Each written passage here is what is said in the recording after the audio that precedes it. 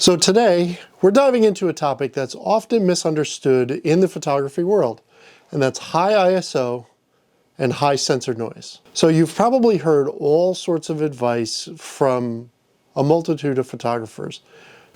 Never shoot with a high ISO. I only shoot at ISO 100. ISO 6400, those photos are going to be really noisy. If any of these statements resonate with you at all, maybe it's time to start rethinking how you approach ISO. So as photographers, we must learn to work with and not against the challenges presented not only by our environment, but by the equipment that we have. So we're going to demystify ISO and sensor noise a little bit. But today I'm not just going to explain it, I want to challenge you to use it creatively and embrace it whenever necessary. So let's get started. But first, let's delve into the basics. So what exactly is ISO, and how did it evolve from the days of film photography into the digital age?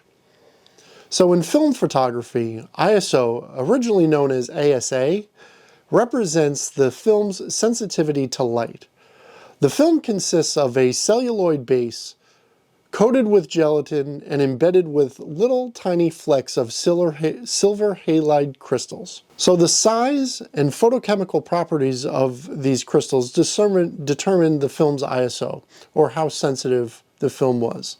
So the higher the ISO, that means the larger the crystal flecks, which also explains why when you used high ISO film, you would get that very distinctive film grain in your photos when you would zoom into those printed photos. So these crystals are integral to creating the image that you capture. So now think about when you were a kid and you made one of those little pasta pictures in kindergarten or first grade that was almost always confused for something other than what you thought it was going to be. So the size of the pasta in those projects that you would make would determine how detailed that picture would be, right? So if you used a larger elbow macaroni or rotini, you wouldn't have as much resolution in the picture that you created as you would if you used a smaller pasta like a ditalini. So I'd show you some of the differences between those pastas, but I was told by my wife that if I took pasta out of the cabinet, she wasn't going to feed me tonight. So just remember that the smaller the pasta would be the smaller the film grain,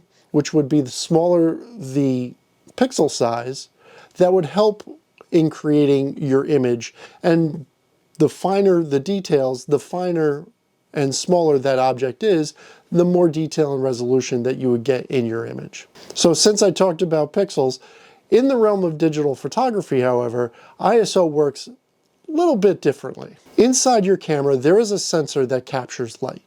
That sensor is made up of all sorts of tiny individual picture elements or pixels on a chip that capture the light in order to create your image.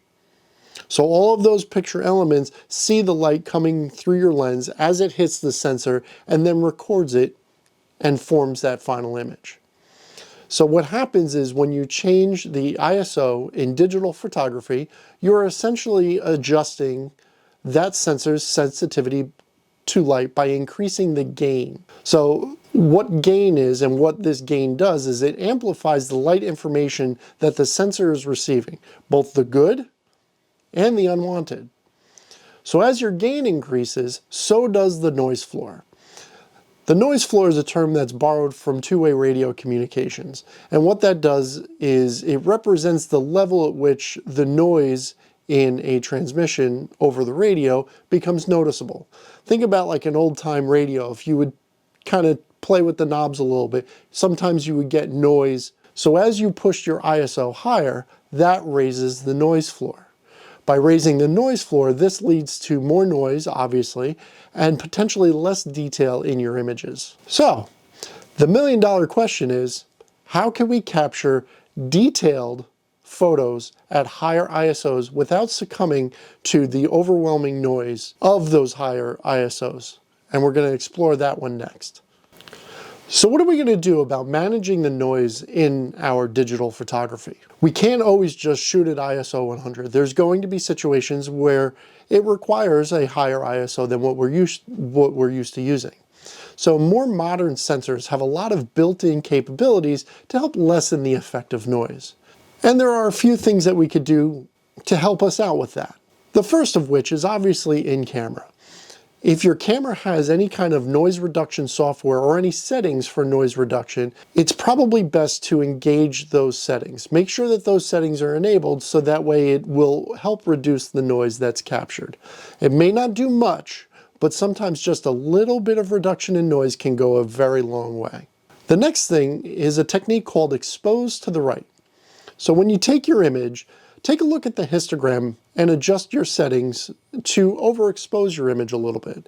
So when you look at your histogram and you see everything is peaking in the middle, if you adjust your settings a little bit, whether your aperture or shutter speed, you can actually shift that peak a little bit to the right to help overexpose your image. This technique takes a little bit of practice in order to overexpose properly and not clip your highlights. So the third way that you could do this is through post-processing your images. Software like Photoshop or Lightroom, the Topaz Suite, and others all have components that can be used to help reduce the noise in your image through AI or through a software algorithm. So the last way that you can work with noise in your images is to embrace it. Maybe by taking a photo that has the noise or film grain as part of the image.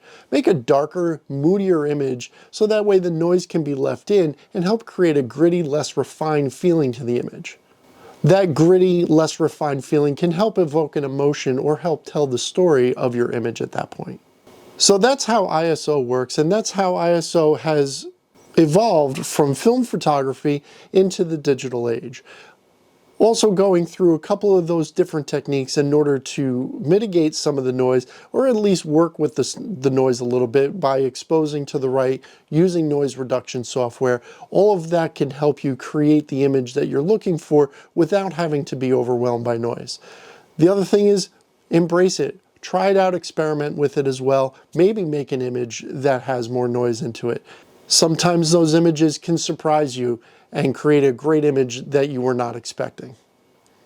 So if you want to know more about some of the AI software or software in general that you can use for noise reduction, make sure to check out this video below or above. This is above, isn't it? So make sure to check out this video, and I'll see you again next week. Thank you.